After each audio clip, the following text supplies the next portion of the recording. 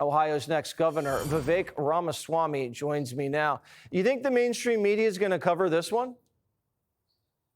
Well, of course they're not, Jesse. But here's the thing about these stories. I'm glad the truth is now coming out, belatedly, though. And here's the problem with that. The story is just too confusing. If you think about ordinary Americans at home, thinking about whether they're going to put food on the dinner table, thinking about safety in their inner cities, now they're hearing about this. This is now dating back years. This is in some ways the left's plan and the deep state's plan in some sense all along is this is all going to come out at some point in the future, they figure. But by the time it comes out, it's so confusing. People forget even who Christopher Steele even was, let alone the cast of characters that followed.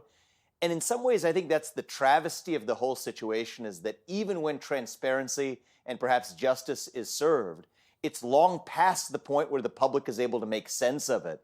And I do think in some ways that's the calculated risk that a lot of these people took nearly a decade ago. Yeah, you're exactly right. And Limbaugh used to call it the drive-by media. Remember, they come in, guns blazing, just shoot up the whole scene, and then just drive off while everybody is left to pick up the pieces, and they go on to the next target. That's what's happening here.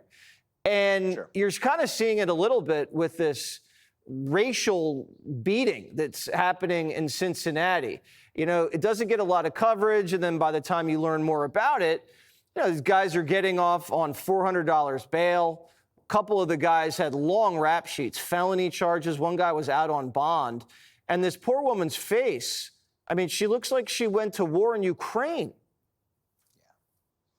Look, it's really sad, Jesse. It kind of shocks the conscience. I had a chance to speak to Holly, who was the victim who was affected. It's heart-wrenching to see people who look to have just a good time in their city end up facing the risk of assault or battery or getting beaten up. To me, it's personal. Cincinnati's the city where I was born and raised. And at the same time, I think it's not an option anymore to just sweep these issues under the rug because sometimes it's politically incorrect to talk about crime in the cities. No, we're going to talk about it. We're going to talk about it in the open. And as you well know, Jesse, one of the things I love to do is to talk to even the people who disagree with me on this. So on Monday, I'm going back to my hometown of Cincinnati. We're hosting a town hall. I'm co-hosting it with the NAACP past president of Cincinnati's chapter and a former vice mayor of the city. And the two of us are just going to have an open conversation with whoever wants to show up. Because for too long in this country, we have this culture of fear about certain issues. Well, Americans are suffering from policymakers not stepping up and addressing this spread of crime. I'm going to put an end to that as the next governor of the state. And the way we're going to do it is, yes, radical idea, talk in the open to each other. All right. It's a smart idea, strong idea. Good luck. I think that'll be fruitful. Thanks so much, Vivek. Click here to subscribe to the Fox News YouTube page to catch our hottest interviews and most compelling analysis. You won't get it anywhere else.